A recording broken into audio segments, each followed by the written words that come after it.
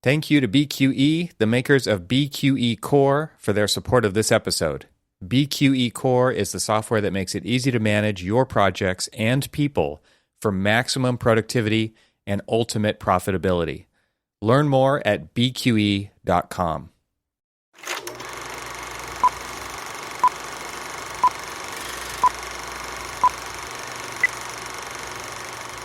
I mean, we've both designed schools, yeah?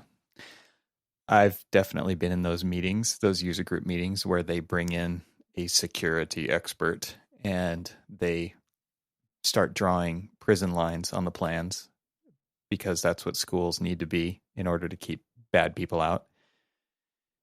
That's how I would characterize it. And it's like a surgeon. Their job is to cut. So the answer is surgery. And for sometimes it's like a retired police officer or whatever, and they come in and their job is to make it look like a prison because that's what keeps violent people out and it keeps the safe on the inside.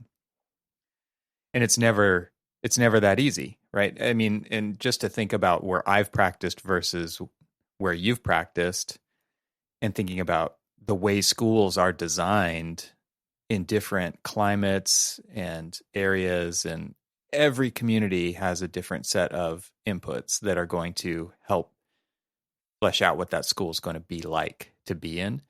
There's so many things, so many factors, and it's so easy to come back later and say, well, it should have been this way when something happens. And you can never foresee what those things are going to be in the future. Of course, you're trying your best to plan for any number of things that could possibly happen in the future on a school campus. It's impossible, right? It's an impossible task. And so you do everything you can when you can to make it a safe, but more important, a learning environment that's conducive to that, right? And those things don't always align. They just don't always align.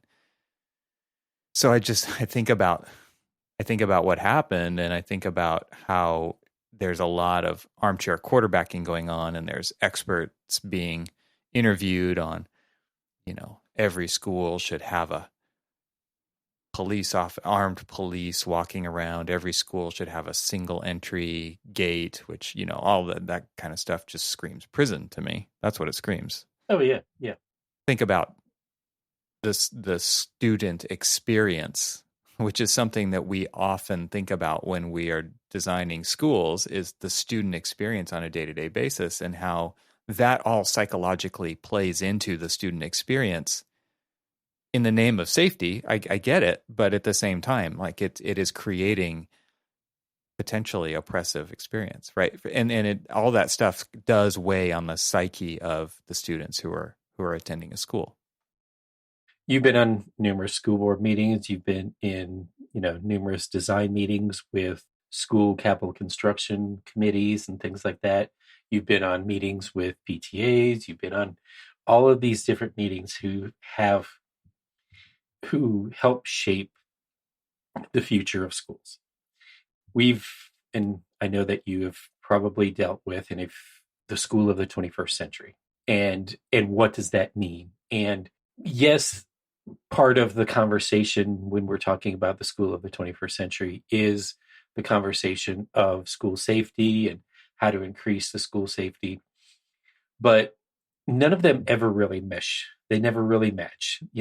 Ideals of one thing don't match up with the ideals of something else. And I've been in meetings where every time we have a school shooting, and now seeing how it's happening more and more frequently, security is first and foremost. And so I'm just thinking about, and it's hard to put into words, all of the emotions that I've got going on right now. A lot of them is anger. A lot of them is disgust. A lot of them is a lot of things.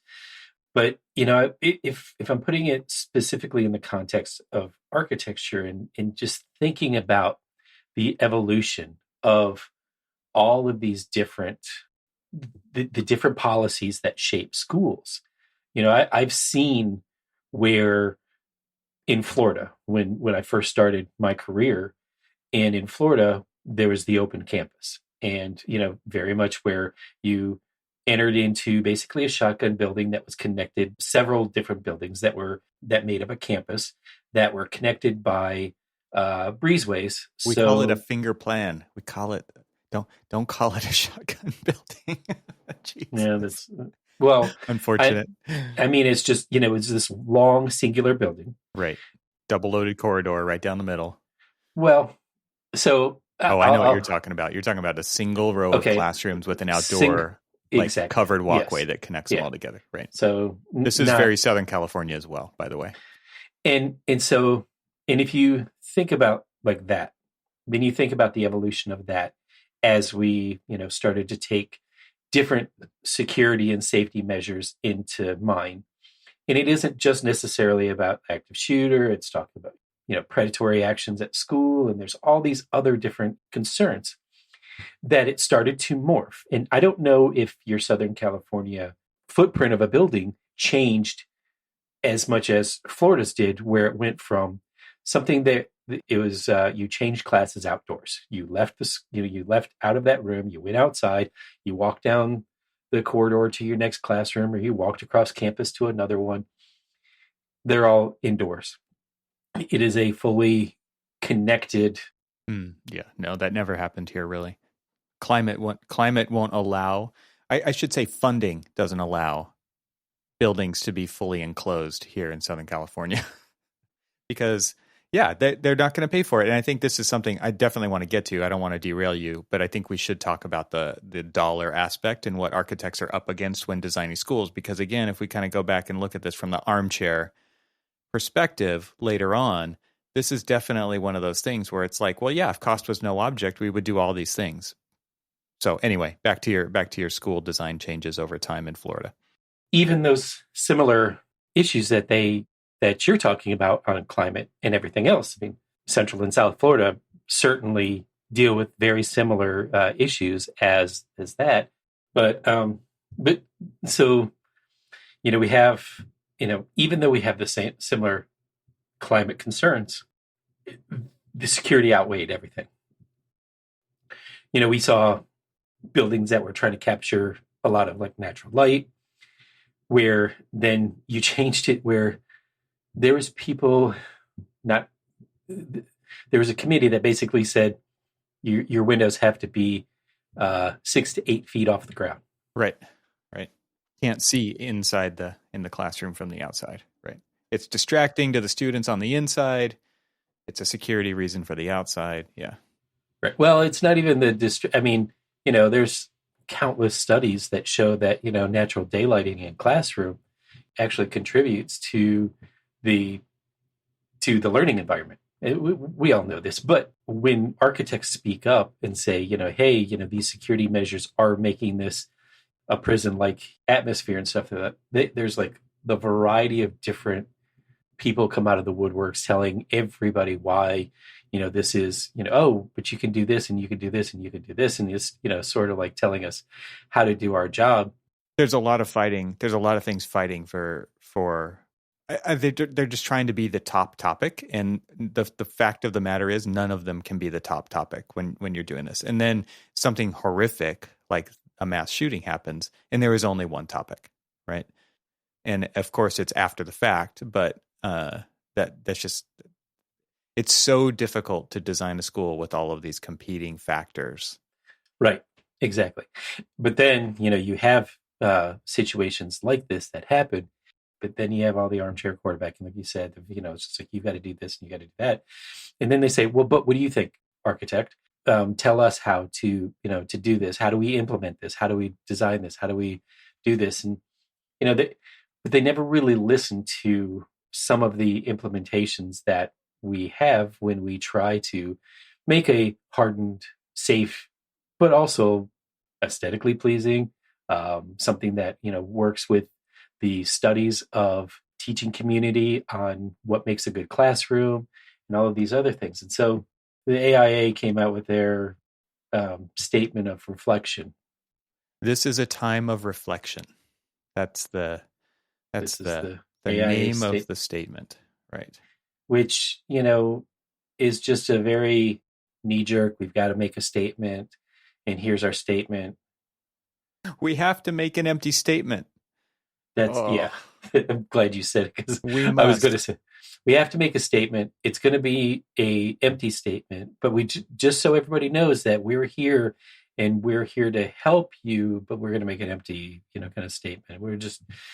It's just sit down and talk with your tens of thousands of architects who do this on a regular basis, that actually can sit down and help craft a real statement.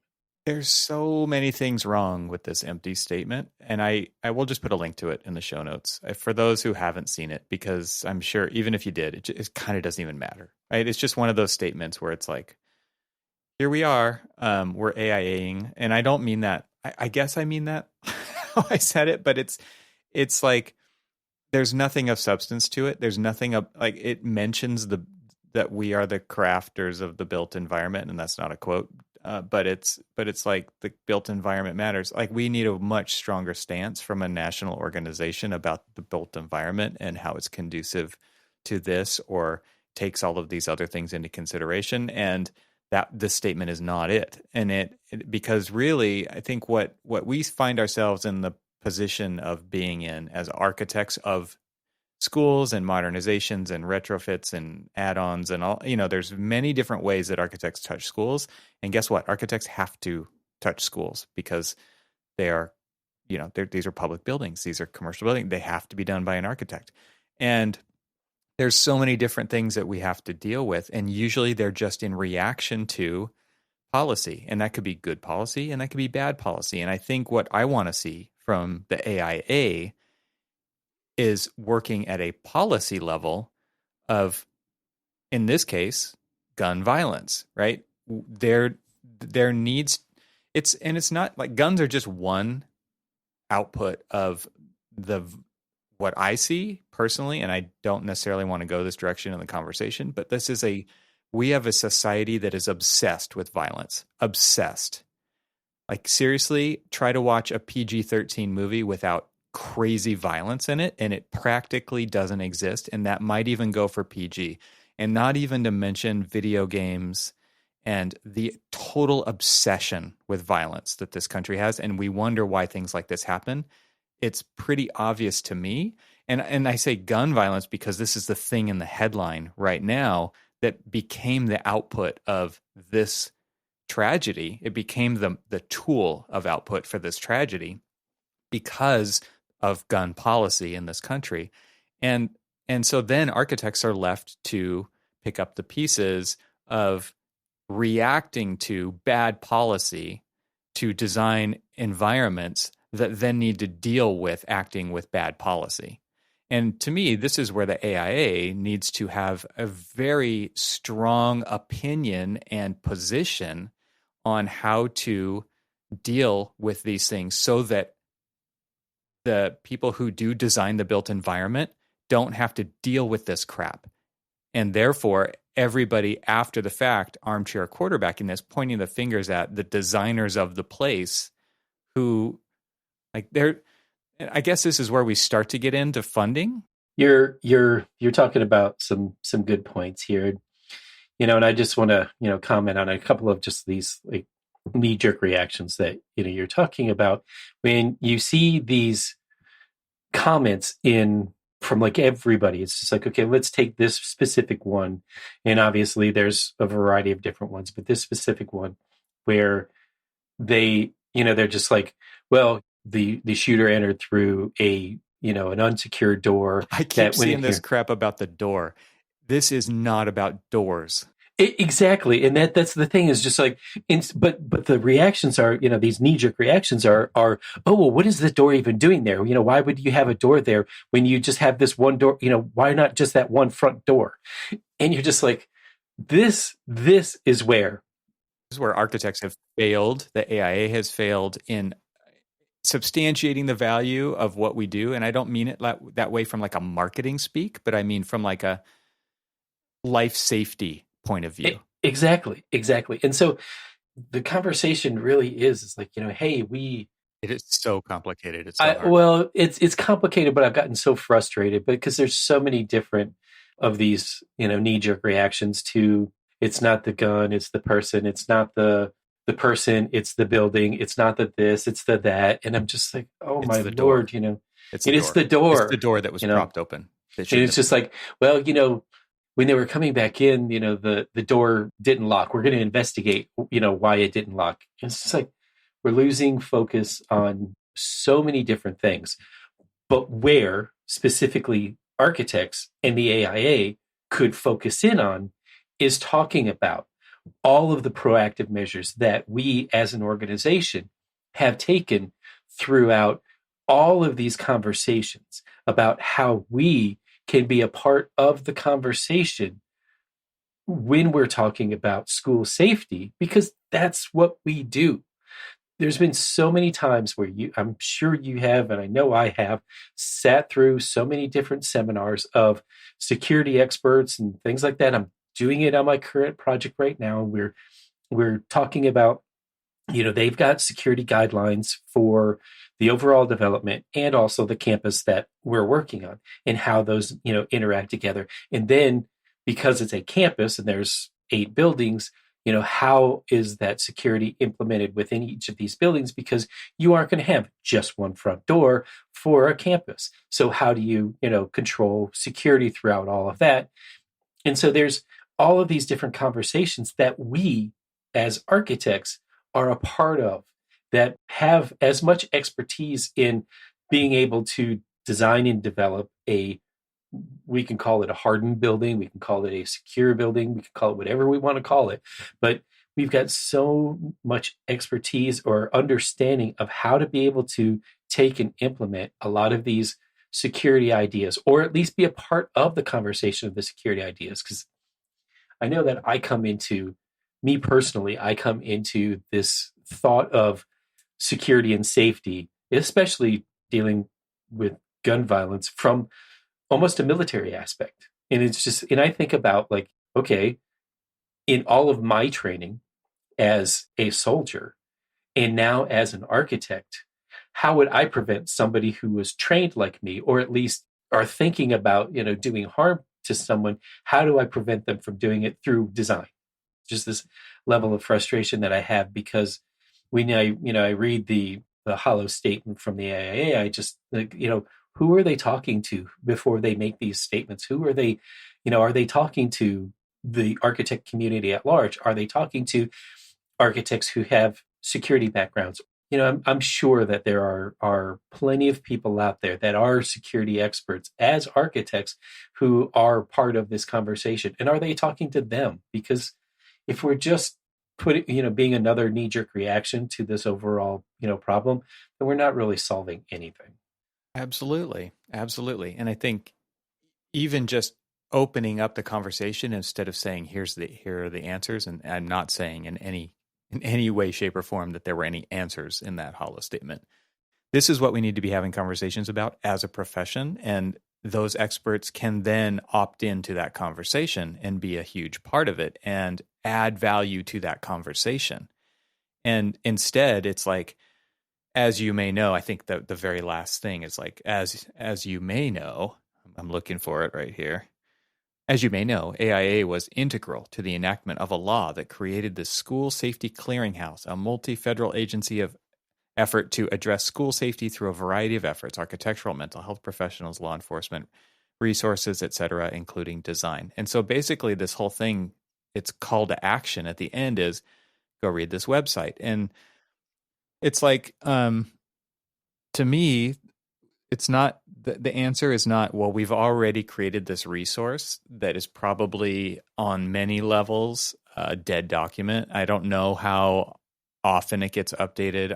I mean, if I click on the link, I believe that it takes you to a site that it does look like it gets updated every once in a while. But like thinking about it, like there's definitely nothing on here regarding the latest incidents. And I just think like this is not a conversation. And the other thing that I don't like about this statement is that it does not encourage any conversation either.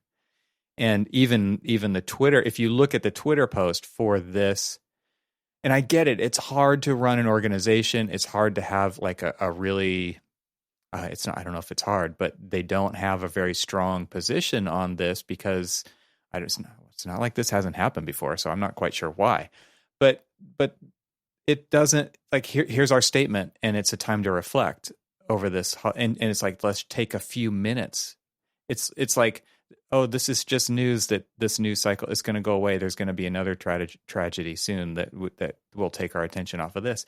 I don't think that's the answer at all. Like, this needs to be something that engages this audience that they have of members, of like 94,000 members, to do something about this for school safety at a national level.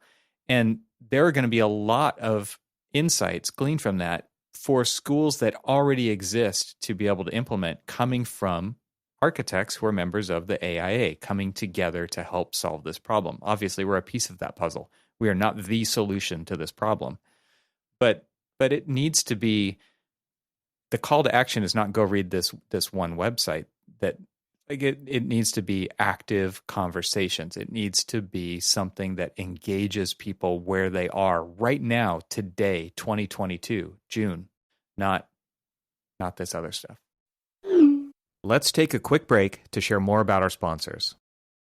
Systems and standard operating procedures. You already know that's how to build a profitable business and find the freedom you want. You need systems and procedures. But you struggle with choosing the systems you need most and how to implement those systems quickly so you can get back to doing what you love most. The Designing Your Business Masterclass series was created by an acclaimed architect and business consultant, Douglas Teager, FAIA, to help fellow architects and engineers run their firms more profitably while maintaining a healthy work-life balance. Douglas grew from a solo practitioner to become managing partner of his 30-plus person firm, and then later sold his firm so he can do what he does today, helping architects be more successful at Teager Consulting.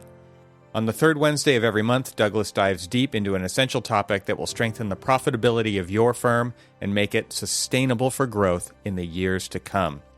Register now for the Designing Your Business Masterclass with Douglas Teager at bqe.com/masterclass and start implementing powerful systems for the profitability you need and the freedom you want. Every live masterclass session includes AIA continuing education credit, and when you visit bqe.com/masterclass, you'll have access to the full library of past sessions on demand.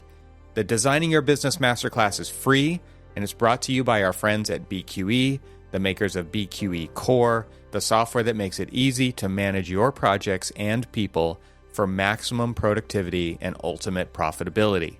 Register now for the next Designing Your Business Masterclass at bqe.com/masterclass.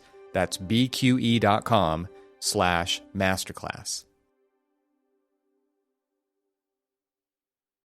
And now let's get back to our conversation. So I went to the website and I went to the targeted violence section of that website. And then you scroll through the featured resources. And, it doesn't look like it's been updated. And if you actually go and you look at the featured resources, 2018, 2017, 2017. And that might be good information, but it does feel stale. And it might turn somebody off immediately to say, like, there's no recent research here. So okay. It's hard for me to talk about this for the simple fact that I have a wife who is a first grade teacher who I'm looking at one of these right now, a K through 12 active shooter exercise starter kit. Let's all practice for our deaths, people.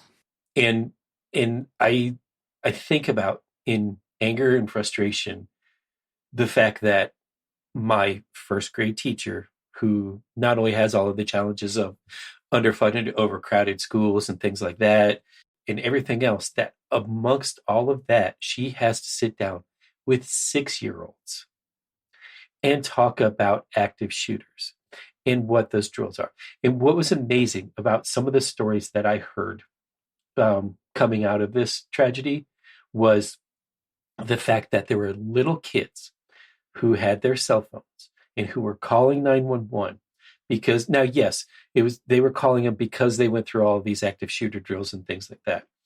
And so they were prepared, And so you can say that, all of this training, but I just think to myself, how have we become the society where it's okay because you've now created a starter kit for 6-year-olds to avoid being shot at school.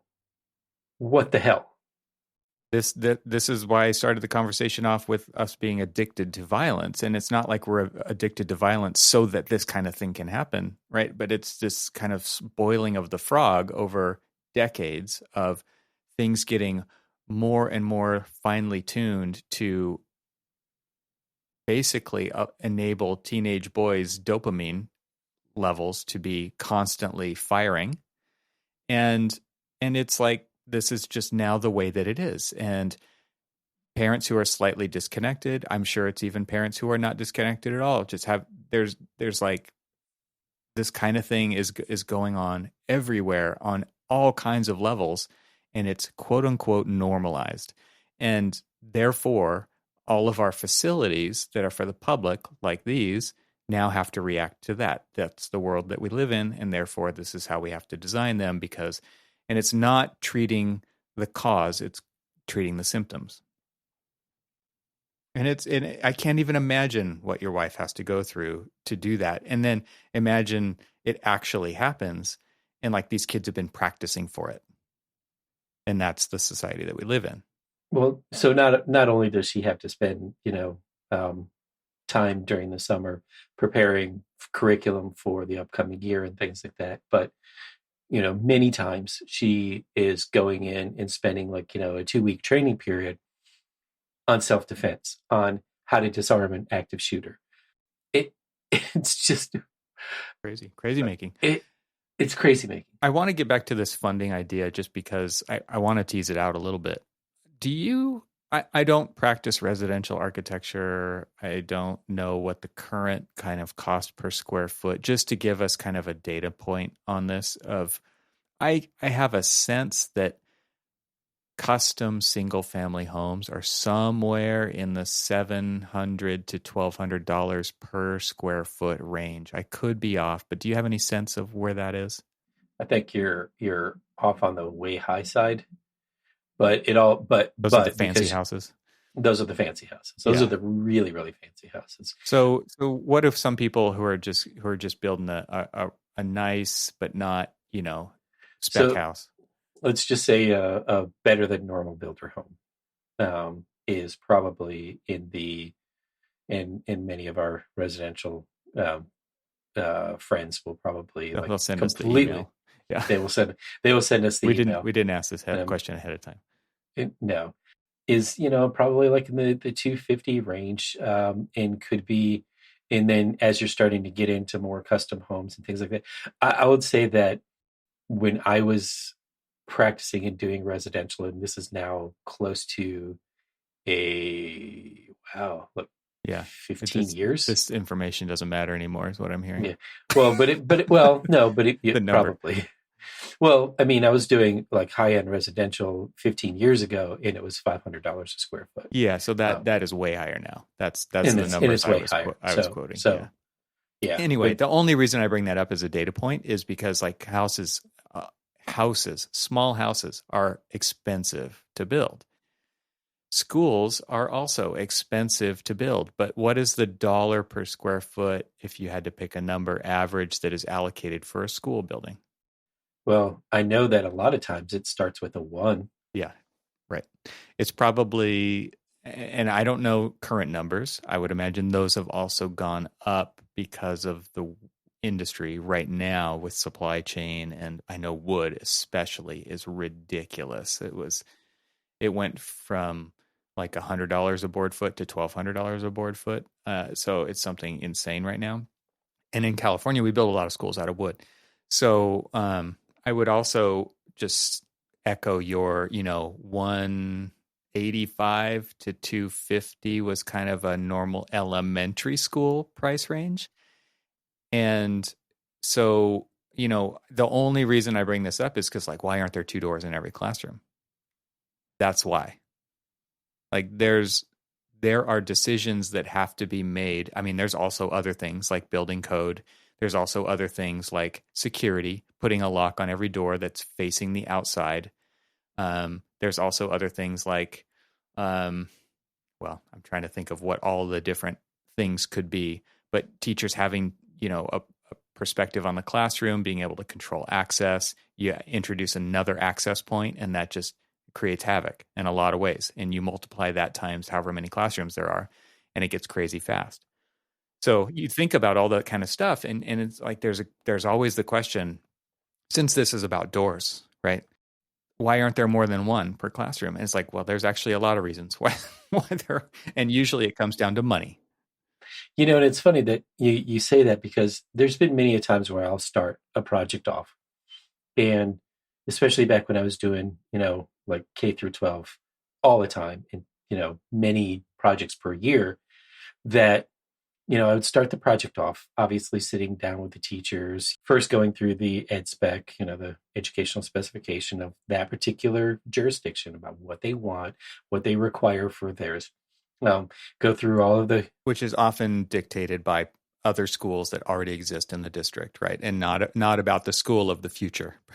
Exactly. No, it is such a baseline, and it is not, and then going through the standards of, the school of the 21st century, and then trying to like overlap them with those, then going through all of the standards of the state funding policies, and, what is going to be required as a bare minimum for state funding at whichever level is chosen for all of that.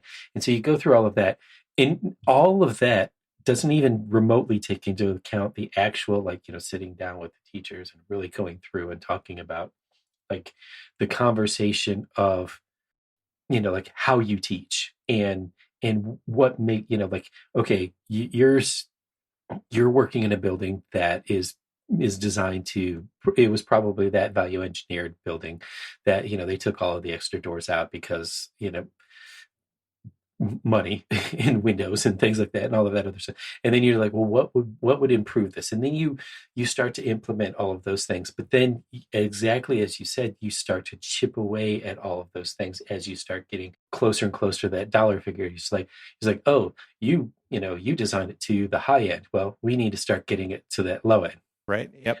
They start off at the high end and like, oh. Yep. And then we start talking about all the compromises that have to be met. And I guess my real point here is, the amount of investment in public schools is crazy low for our society. And to think about like all the what ifs and what could be's, and if we could do it again and all of those things, like the reality is there's no funding for many, many, many districts out there. There are some, of course, that are the exception to the rule. Like I can think of many here in Southern California, but there are others that are the other end of that spectrum, where people don't vote for those bond measures because their kids are out of school. And what is it? Why do they want more of my tax money? There's all the excuses in the world. I want my tax money to go here instead of there. Yeah. Yeah. And like everybody does get to decide that. Those are individual decisions that get to be made. But when it comes down to designing schools or to modernizing schools, that happens very rarely. Like every 30 years, that school might get modernized for technology updates, for various small things, HVAC upgrades. Maybe they're going to add a multi-purpose room, but they're not going to go back and retrofit every single classroom with whatever. They're just not. And so this is the kind of investment that our nation, the people of our nation are willing to put into schools. And so that's just another constraint that architects are working within, and it is easy to say later, like, well, how come there weren't twice as many doors in a school than there are, right? Because then they at least had a chance, right, to get out. Then like it just, that these are the real world things that architects have to deal with. And it's not even that the architect gets to decide, like those decisions are made by lots and lots of people. Oh, and massive committee. It's so at the height of doing all these K through 12 schools that I was doing, my local school where my kids went to school, they were adding a security vestibule where, so when you come in the front door, the original school, when I was taking my kids to school, you come into the front door and you're pretty much right in the front hallway. And so they were going to add a security vestibule so that you go into that front door and you're you're basically corralled into the office, and you can't check in until, and they buzz you in, at the front before you actually get into the office. They'll buzz you in, and then you go through the whole protocol of, like, logging in and all this other stuff. You go and take your ID, and you get scanned and everything else before you can even go into the building. And that part is fine, except for what their solution was, is that they essentially created they, instead of modifying it to a point where they would probably have sat down with an architect or a security expert or something, they said, well, we need a security vestibule, and so here is the front door, here's how we need, here's the easiest way for us to, like, add one. And they did that, and what they ended up doing was creating essentially a bottleneck where it's a single wide corridor, and we're only talking about maybe 5 feet wide. Mm-hmm. Think about a school, an elementary school, that has everyone has to pass through that. Over 1,000 students passing through that door. Right. And the logistical nightmare and everything else that is created. And so because they're not stepping back and looking at it with the right people at the table at the right time. They're like, okay, we have this problem. How do we solve this problem? But how do we solve this problem not only, the right way, the most efficient way, something that helps the functionality of the school itself, but also, they created, in my own personal opinion, in fact, my own personal experience, because I had a kid who, they were all trying to go out the door, and everybody was trying to jam through the door, and he got, kind of pushed into, it was really heavy gauged. This new security vestibule was this really heavy gauged stainless steel, or not stainless steel, steel curtain wall. I'm blanking. Tube steel, yeah. Tube steel. Anyway, and he got bumped into it, and he got, he hit his face, and he came home with a black eye just from going out a door. Now, think about, like, a fire or things like that, or any of these other things, and try to, how many people would get exactly. And these are the things that we have to weigh. Yep. This is what we work on. These are the problems that we solve. Yep.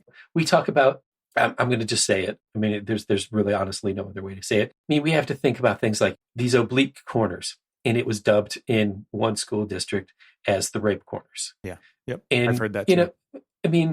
And all of these different things that we have to deal with, to look at, and all this other stuff. And we think about these things. We think about, okay, if there is a blind corner, how do we prevent that? Or how do we help, that, so that, you get more eyes in that corner, so it's not a blank corner anymore. You can actually see within it, and all of these different things. And there were so many different conversations that I've had sitting there in front of the Cabot construction, both the actual, like, planners, big air quotes there, and the security people and the maintenance people and all of these other things, to talk about all of these things and really try to have them see what it is that we're trying to do to implement those. But it's having that conversation with all of the right people in the room. And when you don't have the right people in the room, you get these things where, a kid just tried to leave the school, gets a black eye. I have a similar story without any bad outcomes, but it was determined at some point during construction of a K-8 that I designed that the front door needed to be protected by bollards in case a car was going to just be smashed through the front of a building, because I guess that could happen. Sure, I'm sure it has happened. Right. Anyway, the solution that came out of the construction trailer, which, again, this was just kind of a last minute ad during construction. Hey, somebody, shows up and says, hey, what are we doing about people who try to crash their cars through the front door? And the solution that came out of this, I was not a part of this conversation, which is mind blowing to me, that I'm not even invited to participate in this conversation. And it's always framed as like, hey, we drew this thing up, but we wanted to get your input. What do you think? After the fact, right? And I kid you not, like, the number of bollards that surrounded this front piece of glass in the main administration, like, check-in area, like you're describing.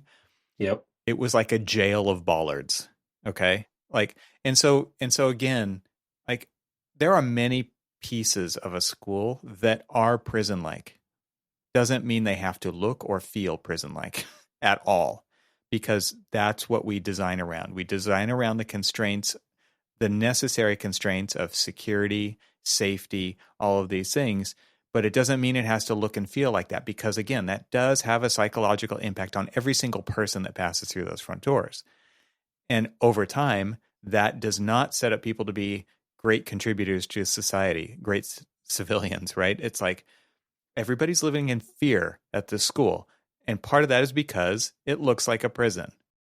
And so it's like, no, we don't have to accept this solution. Seriously, they sent me this PDF. I can't even tell you. There was probably 18 bollards that kind of formed this frame around the front door that kind of projected outward toward the parking lot.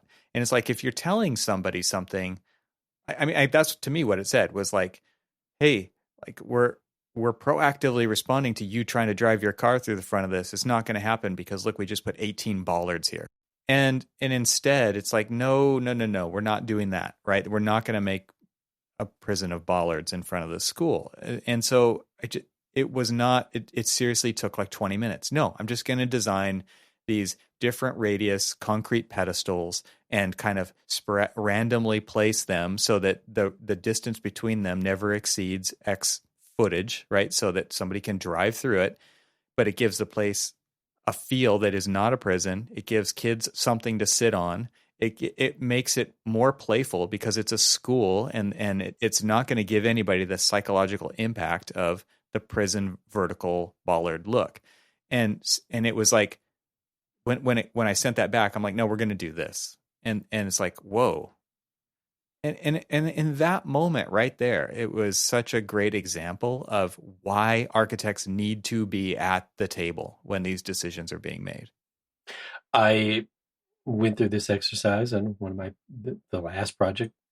I went through this exercise on numerous K through 12s. Kindergarten, the last kindergarten that I did, not kindergarten, K through 5 that I did, same thing. They, for security reasons, because of, whatever active shooting event that happened at that particular time, now they want to have this and that and stuff. And so, I mean, I'm totally for every discussion around school security, but I want to be a part. I want us, no, I don't want to sound selfish. I want us as architects, as design professionals who understand exactly what you just said, that we can implement all of these. But let's have this conversation early on. Let's not, again, knee-jerk reaction where now we're going to have this 5,000 bollards right in front of it. So you're basically, having to kind of like, zigzag through to get into the front door because then they're not thinking about, again, these potential safety hazards of, okay, yeah, you're in, and yeah, you can't you can't have somebody enter in with a vehicle or something like that, because you have this thing. But now think about the other ramifications of exactly the psyche of what you've created with that, this like, and now you've created this, prison-like, situation. And, so many times I've heard in the past 2 weeks, oh, well, suck it up. If it, wants to look like a prison, it should look like a prison just so they know that this is secure. We are talking about the future leaders of this country. Yeah. And we are talking about how they're educated and the environment that is so that they can be effective leaders of this country. And there's a huge spectrum there, right? But that's like best case scenario. We can't create the type of learning environment that creates those kind of people with the lack of a stance against a policy position like this.